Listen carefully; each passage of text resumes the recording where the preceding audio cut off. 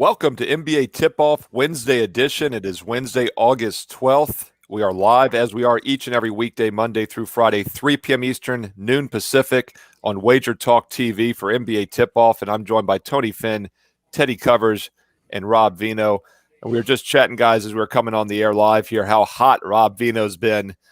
So, Rob, how'd you do last night? We had a good night last night, 2-0. You've had lots of good nights, Rob. Don't be shy. You're on a run, man. It's fun when that gets repetitive.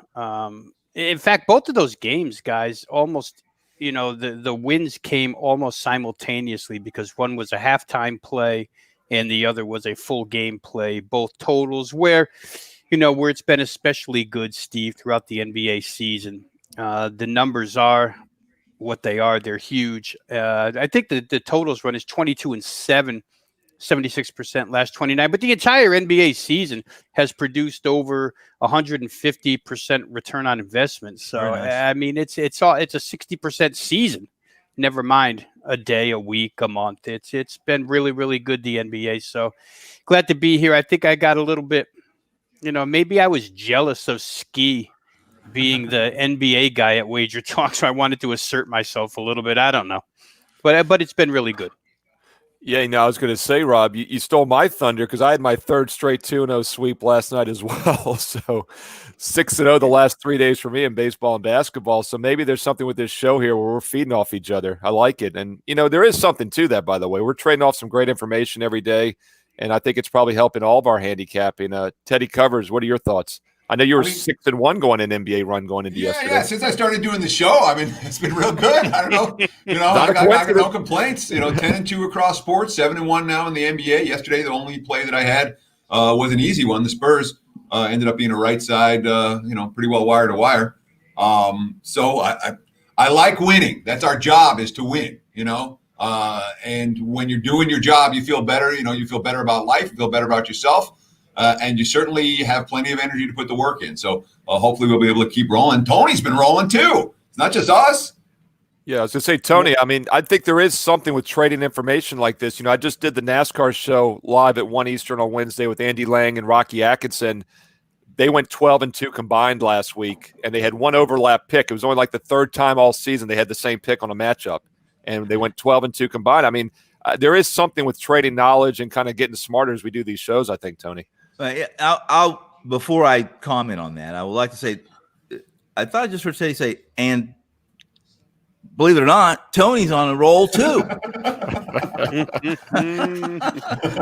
Here's the deal. Absolutely. I've said this, and I'm not shy about saying this, and that is, I learn a lot when I do these shows. We can't catch everything. It's either Teddy or Rob or you, Steve, or anyone. You'll say something, and then I'll think it just hits me inside my head, and I will go check something and say, you know what? That's spot the F on, and I need to get on it. Absolutely. Yeah, I'm Good with job, you. Guys.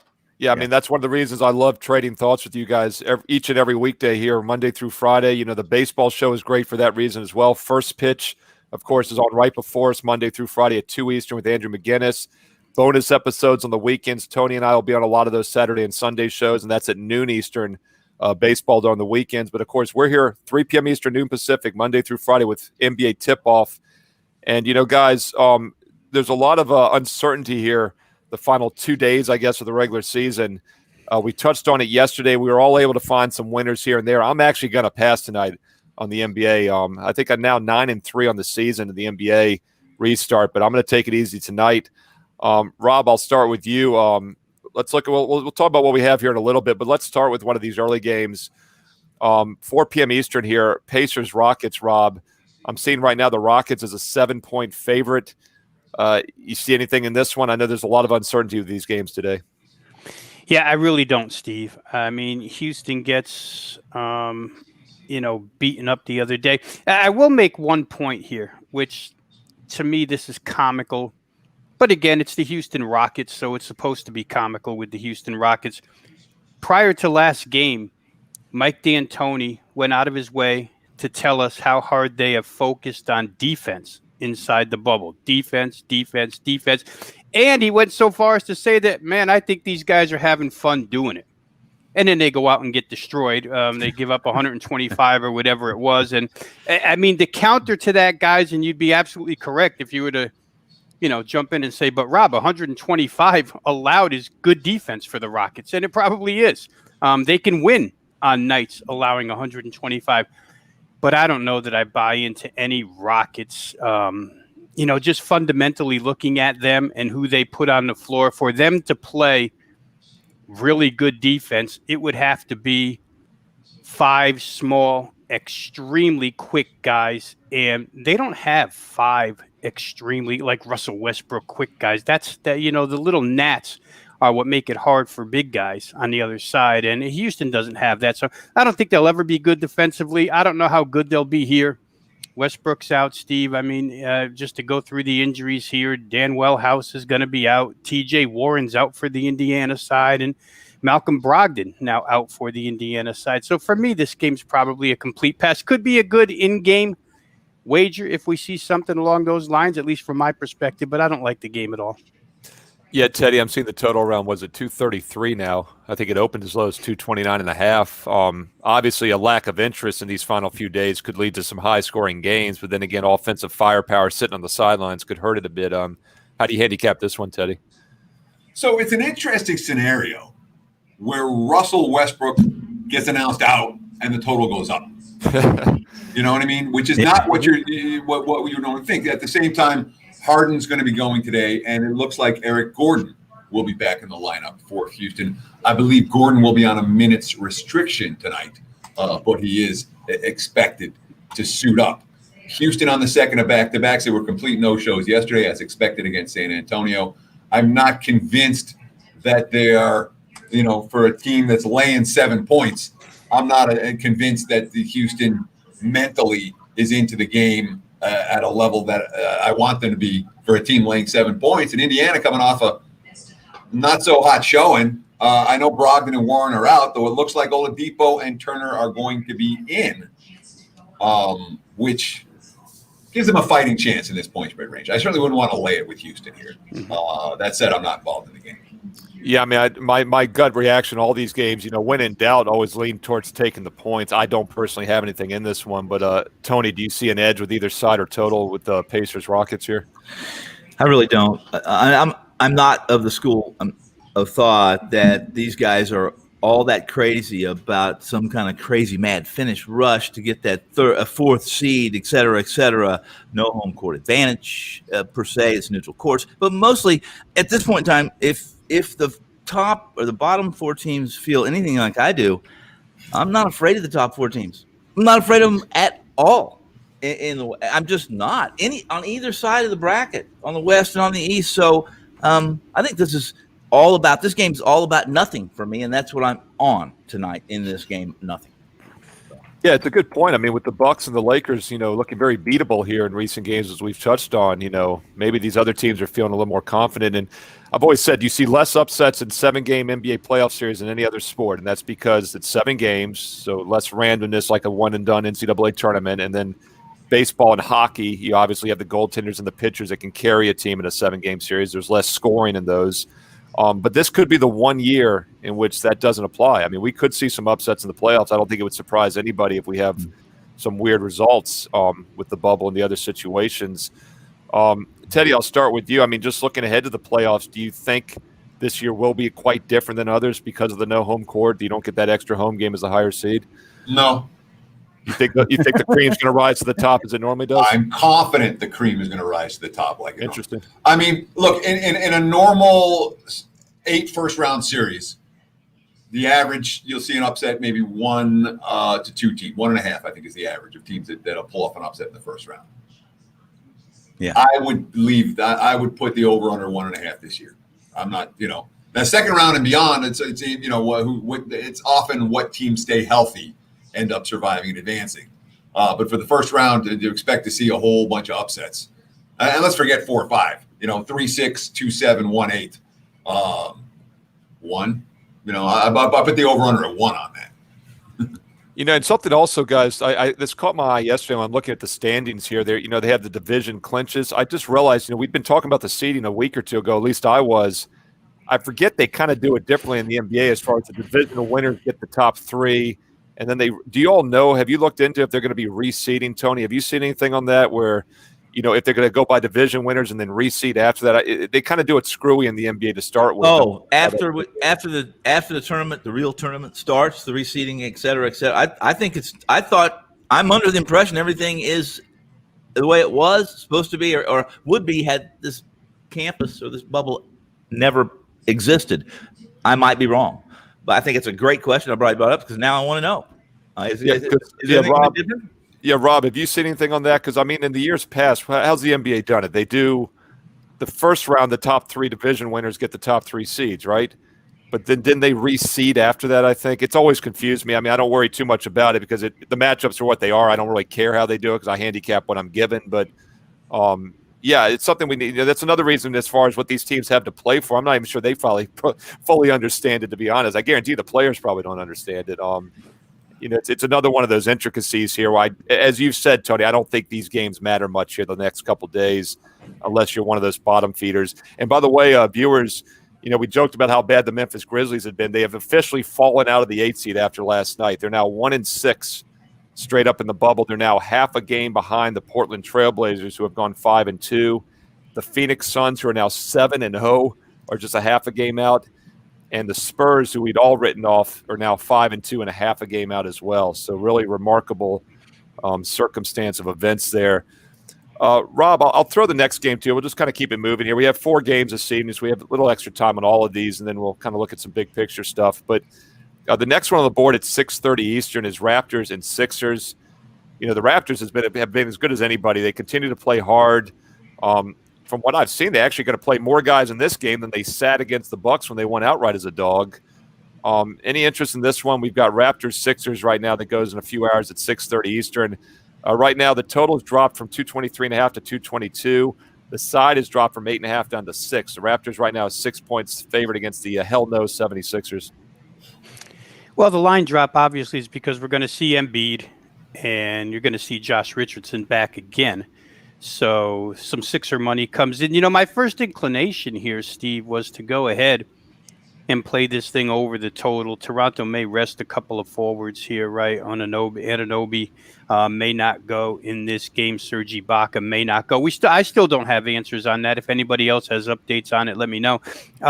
But I don't see those forwards playing here. So like I say, my first inclination was to go over. From the simple point, if I start with Embiid, because of the injury and because they want to get to the playoffs healthy, I think these guys, they love their points, but when you're protecting yourself, you don't love defense so much. So I don't know what kind of a factor Joel Embiid is going to be in the middle of that Philadelphia defense here today. They'll probably protect him minutes-wise, I'm sure. Brett Brown was anxious to get him back on the floor just to work with the guys. But what we saw out of Philadelphia a couple of games ago when Embiid first went down was an explosion from Josh Richardson, a faster-paced team. And if Toronto doesn't go with those forwards, I think, they've been the best fast break team point scoring wise in basketball all season long. So I looked at this total. I still may get there. Not so sure on the side, but I think this might be one where we see points scored. We've talked a lot about how Philly's defense has been, below average overall. There's been a couple of games where they played a little better, but below average for the course. So maybe we get an over on this one. Yeah, it's interesting to see how the Sixers come out. They've definitely been an underachiever overall. And a guy that likes to talk about the Sixers, we're going to bring him in right now, is Ski Profit. Although he's not popping up. Maybe. There he is. There we go. The man, the myth, the legend, Ski Profit. You got your money, Tony. He went to the ATM yesterday during the show to get your $10 Sawbucks, and he's ready to roll here. Well, I can't get 10 out of an ATM around here, so he's got a big advantage on me then.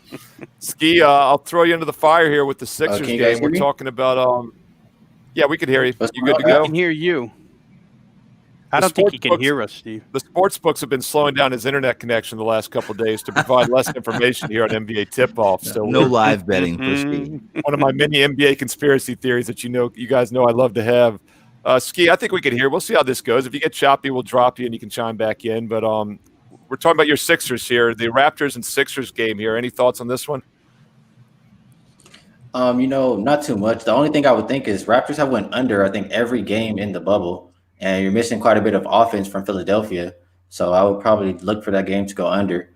And I got a notification that where I live at, Cox is having internet trouble. So I'll be back to normal soon. The sports Then books. I should go out any minute now. See, the sports How about book you, Teddy? the internet. Luckily, Rob, you and I are on the East Coast, so our hot streaks are a little safer right now. But the Vegas boys, the sports books are only a couple blocks away, and they're in cahoots with Cox Cable. Apparently, we'll keep it on. I don't know how safe I am right now, Steve. It is pitch black outside these windows. There's thunder cracking in my ear every 5 minutes. So it might be just seconds before I disappear from this screen too. Well, that's why I wanted to get your thoughts on this Sixers game first, since you are our Pennsylvania guy. I've got a sunny day here in Virginia, so I'll do the show by myself if everyone else gets dropped.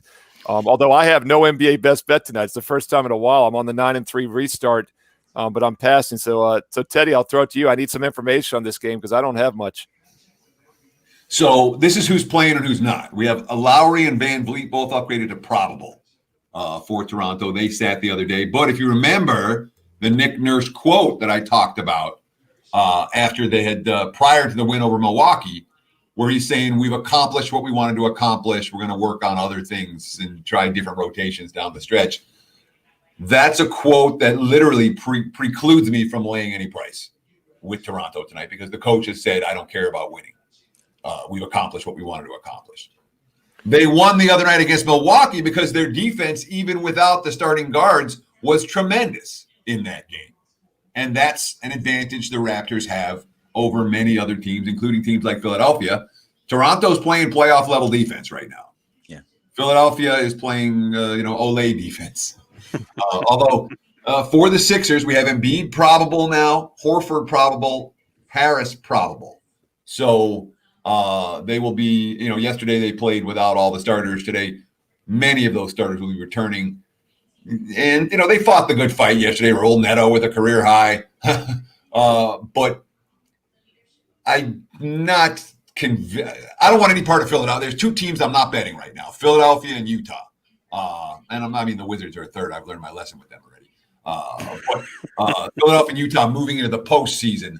Those are probably my top two fades. I'm not looking to back the Sixers tonight. Yeah, and Tony, I mentioned a few weeks ago when we started the restart that the Sixers had the worst home road split of any team coming in, and I didn't think it was a coincidence. They're a young team, and we've seen them play like crap for the most part here in the bubble. So hard to trust them in the postseason. By the way, future odds right now, guys, at least at one of the sharp offshore books that I follow, the Bucks are -160, Raptors +375. I mean, I like them at almost 4-1 to win the conference because Toronto looks like the one team, as Teddy said, that is playoff ready, is playing hard-nosed defense, which is not a surprise. They've been a good defensive team all year. And just before I forget, it doesn't really apply to this, but the Western Conference odds have the Clippers as the favorite, +165, Lakers +175 to win the West. We'll touch on that maybe a little later at the end of the show if we have some time. But, Tony, what are your thoughts on this game? I mean, it seems to me the Sixers definitely have more to play for here just because, as Teddy said, they have not looked good. But I'm not just sure they're going to flip a switch because they just have not looked good. Can we expect them to do it all of a sudden? Well, Teddy made some points for my argument where I agree with him. Sixers are not somebody are not a team or a group I would want to back. They are a group I would like to fade. And I did. And yesterday I didn't say anything, but Teddy made a comment because I'm one of those that really if I faded 76ers yesterday, getting 10 points basically. And while they start, I knew that. I wrote about it. I said, they're going to start hot. Wait, watch them. Those backups are going to start hot. But in the end, they're going to lose, and they're going to lose by double digits. And fortunately, I was right for my clients and for my NBA record because you guys are awesome, and I got to keep up with you. And I'm one of those. Listen, Toronto entered this bubble, I think the 20th overall, or at least efficient offense, scoring points wise, et cetera, et cetera, et cetera. They're one team. If you look at contenders and Teddy and Rob and maybe Ski will agree with me on this, and that is typically in NBA championships, there's a one player who is a single player who's run at least 100 isolations as a team, where they have a stud they can go to at the end of the game. This was pretty much Leonard last year. I'll just give Leonard that. But the Raptors and their roster, they don't have that. Most of the contenders, at least the ones we assume are contenders by the sportsbook odds that you just mentioned, have that player that has run 100, and they're more than 1 point per isolation play on average. This Toronto team is exactly the team I want tonight. They're the team I want tonight because they don't have that player. Their reserves, their second rotation is pretty good, and they want to play, and they want to play hard. And in this situation, I think, despite the fact that we don't know who's playing for the Sixers for certain, I think they're a play against, and I would be on Toronto. I'll be on them right now. Maybe it will be. Maybe Ski. Maybe somebody wants to lay us all buck and take the Sixers. I'll give it to them. Anybody want an in-show wager right now before we forget? No takers. The hell no 76ers have no takers. Not a total surprise, I guess. They've been a tough team to handle. I mean, we've got the Raptors who have looked as good as anybody against the Sixers who have looked as bad as anybody. So once again, I don't like trying to catch a falling knife, whether it be a losing streak or anything, and the Sixers right now are a falling knife in my regards. You guys, before we get to the nighttime games, let's go around the horn here and we'll see what everyone's got going today at WagerTalk.com. Ski, before we got you on, we were talking about how red hot everybody's been. How have you been doing the last couple of days since we last saw you? Well, I've been the one who's ice cold, so I hope to heat it back up and join you guys. If it's okay, I wanted to mention one thing though. I heard you guys talking earlier in the show, and Tony said that he's not really a believer in some of the top teams, and I think he's just basing that off of what he's seen these past couple games. And if these are in comparison, these are preseason games. The top teams don't necessarily care about them. In the preseason, if the top teams don't look that good, do you panic? No, you don't panic. Yeah, Ski, that's a good point because we didn't have you on yesterday. I mean, we talked a little bit more about it yesterday about the Lakers and the Bucks. How much are you worried about current form? Do you think they can just flip that switch come next week and get back to their Class A level? I'm not worried about the Bucks in the sense that I think they lose super early, like first round. I've been concerned before the bubble about their style of play and Giannis not having a jump shot. But as far as how they've looked in the bubble, I still think they'll be okay once they get to the playoffs. And same for the Lakers. So you wouldn't be laying the minus 160 Bucks to win the East. You would agree with me the plus 375 Raptors has a little bit more value there in the Eastern Conference. Definitely. What are your thoughts there in the West right now, seeing the Clippers as a slight favorite over your Lakers? I think everybody just sees the same thing. Lakers haven't looked so well. They're judging it off the preseason. I still like the Lakers. I still think I heard LeBron talk the other day, and he said that you don't want to turn it on too soon. Like, they're just taking these games as we go. He said, no, the team is not necessarily mentally there, but they will be. He said, basically what I just said, these are preseason games. When the playoffs come, the team will be ready. So I have faith in them. Yeah, it's interesting because obviously the Lakers and Bucks haven't had a lot to play for. They were pretty much a game away from locking up the 1 seed when the 8 games began a week or two ago. Rob Vito, what do you got going on at WagerTalk.com here for Wednesday? I know you've been red hot, another 2-0 sweep yesterday. What do you have on the board? Yeah, one play in the NBA up already, Steve, up and available. There's a second one coming. I just got caught by the wire here of the show. I was about to enter it in, and we came on the air. So after the show's over, I'll enter a second NBA play. I'm with you, though, where, careful is good. I mean, last night, I liked the 2 plays that I had, but I did reduce them as far as strength is concerned. They were both 3% just because there's always that variable in these last couple of games. But I also think that what you said earlier in the show, where the not caring part can lead to an advantage when you're playing these games a certain way. So I've got one up. I'll have one up in a little bit, and we'll see how it goes again tonight. I mean, it's been great. And Teddy, we talked a few shows ago about the money line parlays. With all this uncertainty, are you taking any shots with some of these dogs on money line parlays, or just kind of staying away until the playoffs begin? Not tonight. I mean, we had a couple of strong money line dog days already here in the bubble. Last night, which certainly wasn't, and then we saw the chalk come through pretty well across the board last night.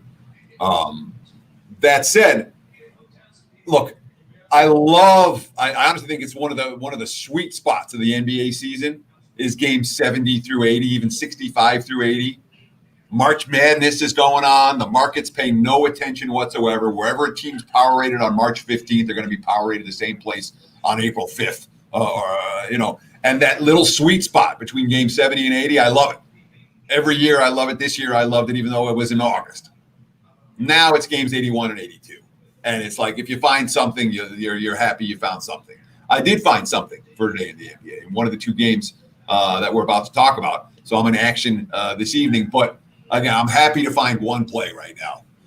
You dig in it. There's lots of games where there's just too many questions to get involved.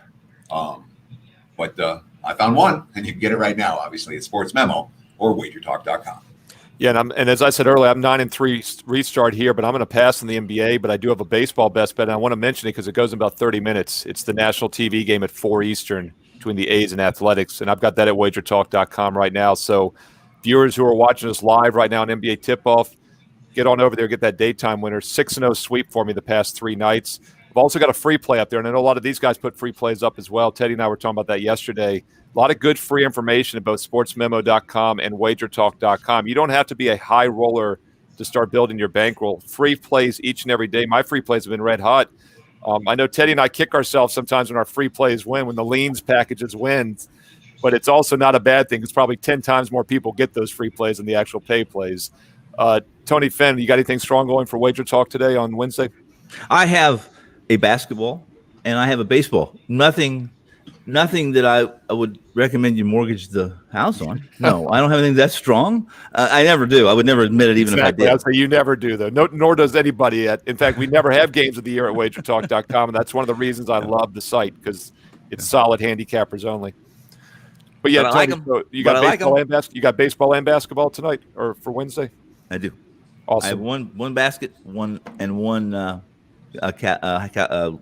baseball. Nice. Cowhide. So once again, all these best bets are available at WagerTalk.com. Also, SportsMemo.com has best bets and free plays as well. Ski, I'll start with you for this first nighttime game that we have, the first evening game officially, late evening game that is. Right now I'm seeing the Miami Heat about a 3.5-point favorite over the Thunder. Totals around 222.5. Very little movement on either the side or total in this one. Heat favored. Any thoughts, Ski? Well, I did see majority of the players are playing for the Thunder. I'm not sure if we got news on Steven Adams yet. I think he was still questionable last I saw. But I want to say this game has a lot more meaning to OKC than Miami. I don't think it matters at all to Miami. I think Miami's 5th or 4th seed no matter what happens the rest of the way. So, I mean, just based off motivation on that, I would lean more towards OKC. Don't really feel extremely strong about it. Yeah, Miami's clinched the Southeast. They're technically the 4 seed, 4 games behind the Celtics for the 3rd. But once again, the Celtics are not a division winner, so I need to dig into that better. And I apologize. I should have done my homework on that. But once again, it doesn't really affect how I handicap the postseason because the matchups are what they are. But yes, I don't think the Heat, necessarily can move around much. Rob, you see anything in this one as far as Heat Thunder? Well, I'll say this. To Eric Spoelstra, it seems to mean something. I'll go ahead and do what Teddy's best at doing here on this show, and that's reading coaches' quotes. Teddy Eric quotes. Spoelstra, Eric Spoelstra had a pretty strong one, guys. He was asked about, the future, Miami versus Indiana, and basically his response was, you can get caught up in all of that. We're trying to get our guys together, get in rhythm, get prepared for the playoffs. We're not even certain we'll play Indiana, so you have to proceed and do what you think is best for the team. They're going to be, with the exception of Kendrick Nunn, they'll be healthy again. We saw what happened the other night when Dragic and Butler came back. All of a sudden, T.J. Warren couldn't score, and the Indiana Pacers were run out of the gym from start to finish. So, I'll even revert back to the talk about Toronto plus 375 in the East. I wouldn't be opposed to, East future tickets on Toronto and Miami. If one of them wins, you're going to make money. But Miami, to me, is the sneaky good team in the whole mix. They've played all 3 of these teams extremely well, right? They played Boston, beat them. They were shorthanded. They played Toronto in a game that they could have won. Toronto stole real late. They played Milwaukee at halftime. They were blowing them out. Second half, thankful for it because I had Milwaukee that day, but they turned it around. So to me, the Heat are the sneaky team in the East, and with Toronto, they could be the combination, the daily double, the exacta, whatever. I'll use horse racing talk, Ski. How about that? That maybe you could go with in the East. But I think Miami's ready for tonight. We'll see. I'm kind of torn. What's a better play, Miami or maybe looking at over? But I'll leave you with this. Miami's won 15 straight games when they've allowed 105 or less. They're at their best when they're playing really good defense And along with Toronto in the East, they're a team that's capable of it. So for me, it might be Miami here or nothing. Yeah, by the way, Rob, once again, I'm looking at the Celtics around 6-1, and then the Heat at 12-1 to win the conference. Yeah, that's and then a after lot. that, everyone else is 30-1. The Sixers are 30-1, so big drop off. So you are getting the Heat at 12-1. Teddy, Eric Chang here, and the viewers, one of the viewers in the live chat. Teddy, I have Miami +1. Would you take OKC +4 now as a hedge? You may be able to find a better hedge in game. Yeah. Yes. That's one. And two is if you like the Miami side, Rob does. I'm not strong on Miami here. I don't see a strong case one or the other. But if you like a side and get the best of the number, right, I tend to roll with that, both rather than hedging off and trying to go for the middle. Middle's cash occasionally. If you get one out of every 20, you break even. I'd rather have a good bet than go for a middle. And at +1, I think you got a pretty good number. Yeah, what I was going to say, Ted, is and if you're going to do that, you definitely don't want to put it all back in hedge. You want to at least leave a good chunk on Miami because you've got about a 70 to 80% mathematical edge automatically on that play, unless you really don't like it anymore for some reason. I mean, that's at least 70 probably. I mean, no, you figure. No. It's about 1% for a half point. Well, I was going to say it's about 3 to 4% for a full point, right? Although these lines are probably softer than normal, though, so you can make that argument that these aren't as sharp as regular season lines would normally be. So you're saying that's about what, a 3-point middle, 60%. I'd say 60. You're probably right. You got +1, and then you would have +4.5 the other way. Yeah, 4.5. I haven't seen any 4.5. No, he said +4. I'm seeing mostly 3.5s. Yeah. There's one. I mean, I see 1.4 on the screen. Say you're covering 3, 2, 1. So you're getting like 3.5 points basically. I used to think it was about 3% for every point. So it's at least a 10% edge. I mean, you're going to about 60-some%. 70, 80 was overstating it, but yeah, the bottom line is that you're giving up an automatic mathematical edge with Miami at +1 unless you really don't like it anymore for some reason. Yeah, I mean, to me, that's the broader question. Do you still like the original bet or don't you? If you don't like it anymore, you hedge off it. If you still like the bet, you hold it, and then if you want to do something in game. Yeah, because I mean, theoretically, assuming that the lines are accurate and sharp, 3.5, that really should be the 50-50 number now. If you have no opinion on the game, Tony, do you have an opinion on this game? Just give me one real quick. Yeah, go ahead. Explain who's not. I'm not sure that Noel or Adams is going for OKC, and I think that's why the money's come from Miami. Even though Gilgeous-Alexander and Gallinari both upgraded to Propo. And if you watch the Thunder without either big man, that low post defense was not good. Yeah, Tony, what are your thoughts on this one, Miami and Thunder?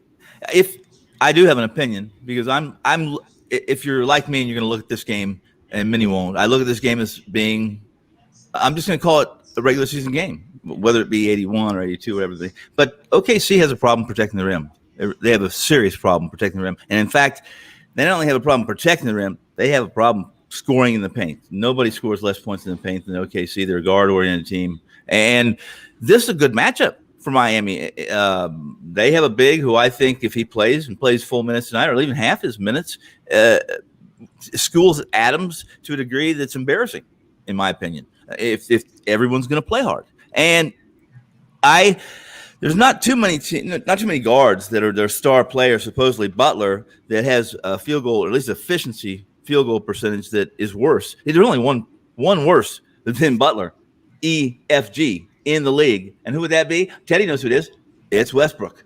And we just talked about Westbrook earlier in this before we went on, I think. But in my opinion, if both teams play hard tonight and they both have some motivation, I think Miami has a matchup edge, and I like them. That's my opinion.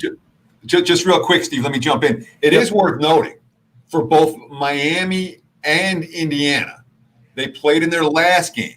Yep. They have one game against another opponent. They also play on Friday, and then they're likely to match up in a playoff series against one another. So this might be the only game against another opponent that either team plays over like a 2.5 or 3 week span, which I don't know how you handicap that necessarily, but they might be more interested in this team than, or they might be less. And it makes it for me something of a difficult handicap because of that unique scheduling variance. Yeah, and I mean, I felt that way in most of the games tonight in these final couple of days. I mean, a lot of uncertainty, and of course, as cappers, uncertainty is not our friend. For the odds makers, it's not either. They have to put a line on every game, but the one edge we have is we can pick our spots and play games where we had more certainty. Ski, I'll bring you back into the equation here. As we look at this final game tonight, the late game at 9 Eastern. As I mentioned, the Western Conference favorites, at least at some books, it's going to vary. The Lakers are going to get some public money, so I think some more the public books still have them favored. But at least for one of the sharp offshore books that I follow, the Clippers are now a slight favorite to win the Western Conference, and they go off as a 5-point favorite tonight against the Nuggets. This is really a 2-3 seed. This is what we could see in the semifinals of the Western Conference. In fact, this is the likely matchup as of now. Clippers and Nuggets, I believe. And then Clippers right now a 5-point favorite, totals around 229.5. Ski Profit, any thoughts on this one? A lot of thoughts on this one. I'll say, first off, the Clippers, we could see them sit their starters in the fourth quarter. It's a possibility. The Nuggets, I think they still will play because their coach wants to have them get some cohesion at the end of this little 8-game stretch. And with that said, if I have to take the spread, I would have to go with the Clippers early on the first half. I think the Clippers can take care of the Nuggets, but on a full game type, I would have to go with the Nuggets. As far as my main look on this game, it would be the total. The Nuggets have went over 6 games already. Clippers are still without Montrez. They don't really have too much protection in the paint. Denver, they're big, should have a nice day today. I like this game to go over. Both teams are averaging around 120 points per game in this bubble and allowing a lot of points too. So I like over as probably my best bet in this game. Over 229. And by the way, the first half line is exactly half, 2.5. So you're getting either Clippers -5 or -2.5 in the first half. So you're getting a fair price there. We talked about it yesterday, how the first or second half lines can be higher or lower depending on how the game will play out.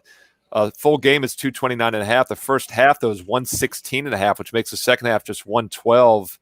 113 actually. So even with a fairly competitive price range here at -5, they have the first half priced higher, which is a little bit interesting. Rob Vino, any thoughts on this late game between the Clippers and the Nuggets? Yeah, it's interesting when Ski just said that the Clippers may look to keep their starters on the bench for the fourth quarter in this situation. That's exactly what Mike Malone did last game. He used his entire bench the fourth quarter against the Lakers, and that bench scored 33 points. Now, they gave up 36, but they scored 33 points. And we keep talking about this depth, at least I do, that the Nuggets have offensively now that Michael Porter has become an absolute legitimate option. They're still without Will Barton. And the two best defensive guards, perimeter players in this game won't be present. You won't have Pat Beverly on one side. You won't have Gary Harris on the other side. So when Ski said 6-0 over the total for Denver Nuggets, he's absolutely right. A couple of those had overtime added to them and might not have made it over the total without them. But they've still found a way to get over. And they've scored in these games 245, 266, 240, 258, 234, 230.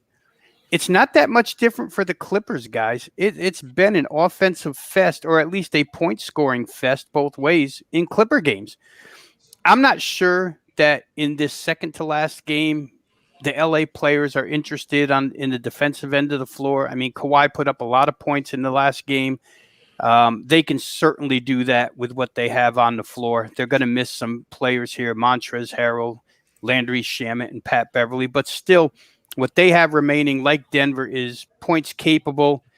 229 could be a little bit low. I could honestly see this thing getting over in an up and down type of game. Once again, there's so many skilled guys on the floor, both backcourt and front court, that, for me, I'd probably have to look that way over 229.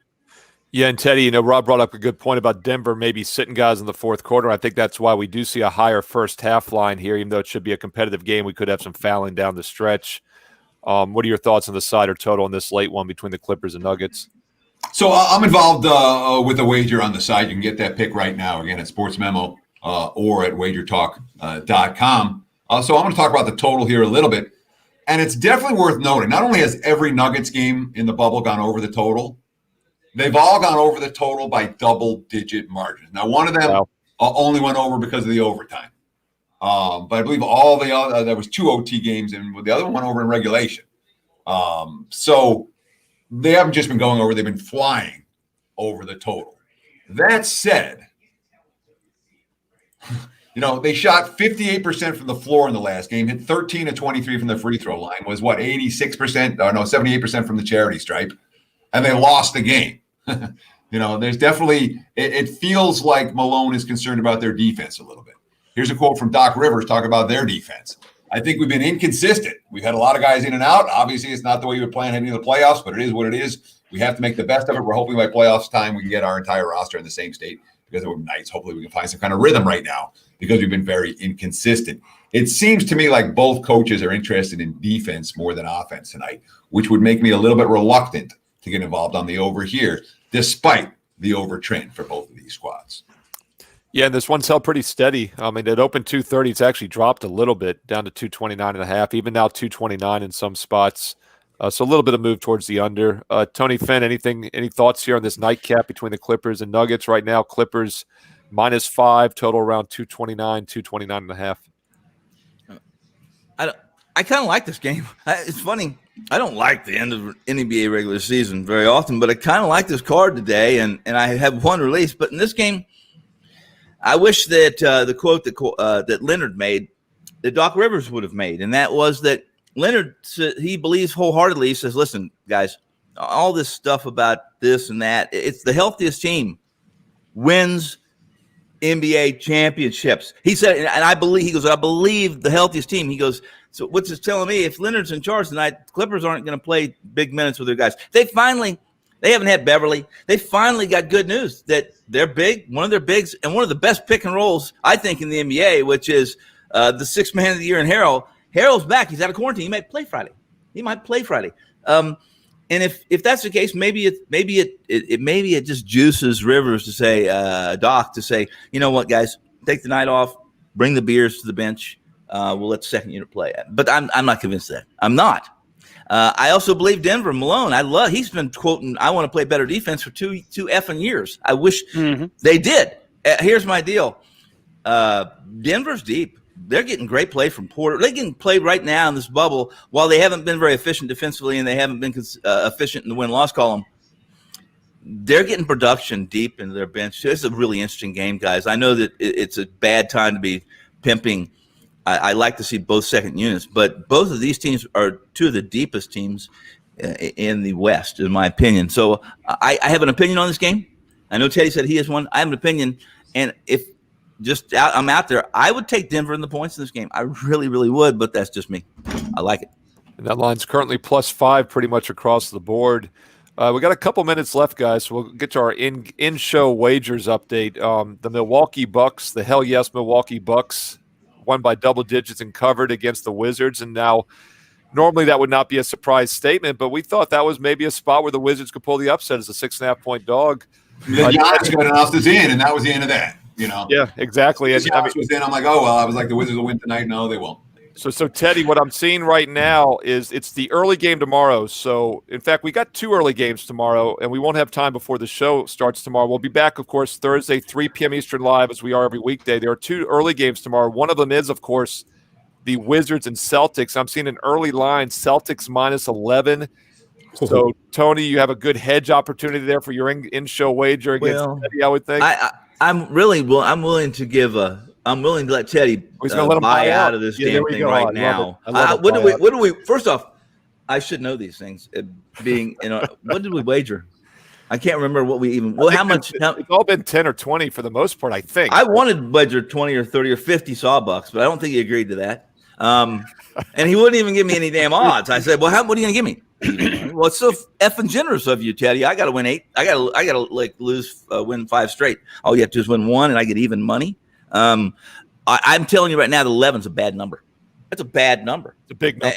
It's a horrible number. And I think Teddy breaks I think Wizard could win, but I'm sure as hell taking the 11 given the opportunity tomorrow. So, and Teddy, you said you thought the Wizards would be a good point spread play. They've only covered by half a point in any game. I do agree, though. That number looks inflated to me, Teddy, tomorrow. And it's an early game, guys, so give out your thoughts because we won't be back on the air until after it tips off. So, I mean, one of the things that you do as a hand, we're not politicians, okay? We're not stuck. Oh, I like this team, and that team sucks. Oh, I still like this team.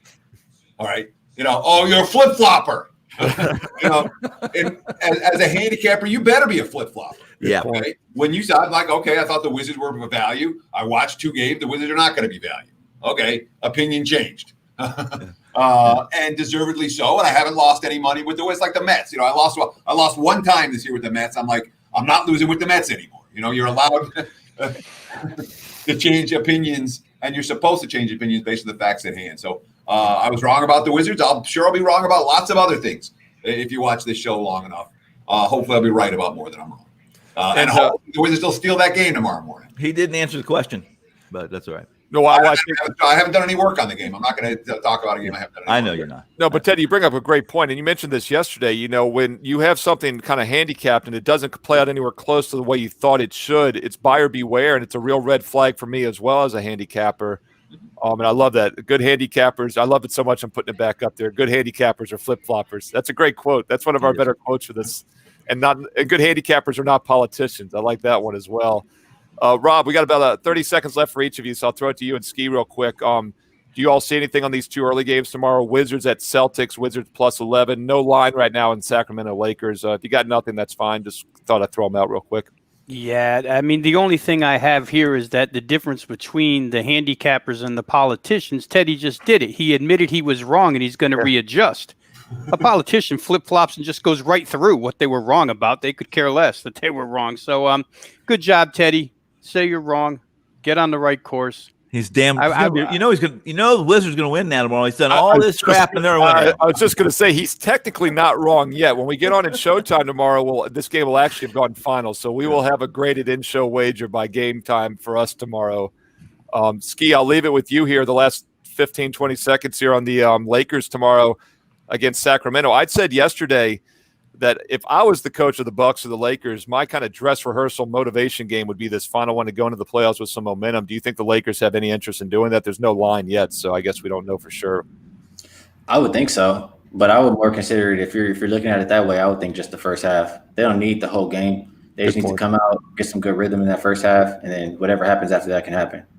And on the Wizards game, I would take the Wizards. That's way too many points, like they said. Yeah, I mean, my initial reaction, just looking at the lines for the first time here live as we're doing this, seeing that +11, and I'm assuming that's the right number I'm seeing. I'm seeing 10s now. You're seeing, well, okay, but a big number either way, though, so it's close. Yeah. I think, that, and keep in mind, they've only covered 1 game out of 7. That was only by half a point against the Sixers. So very good reason why that could be an inflated number. Then again, the Wizards probably don't want to be there, but then again, do the Celtics need to win by double digits? So we'll have some fun with that game. We'll recap it tomorrow in the show. We'll look in game here on this Kings-Lakers game. Will be going on as we do the show tomorrow. Guys, 3 p.m. Eastern tomorrow, Thursday, same time, same channel. Be here, must-watch TV, right? And WagerTalk.com, SportsMemo.com. Free plays and best bets are up there right now from all of us at WagerTalk.com. You can, of course, get them here. We'll pop this up one more time here on the way out. And we'll be back tomorrow, same time, every weekday, Monday through Friday here on WagerTalk TV, 3 p.m. Eastern, noon Pacific, live for NBA tip-off. Thanks, guys. Good luck tonight, and we'll talk to you again tomorrow.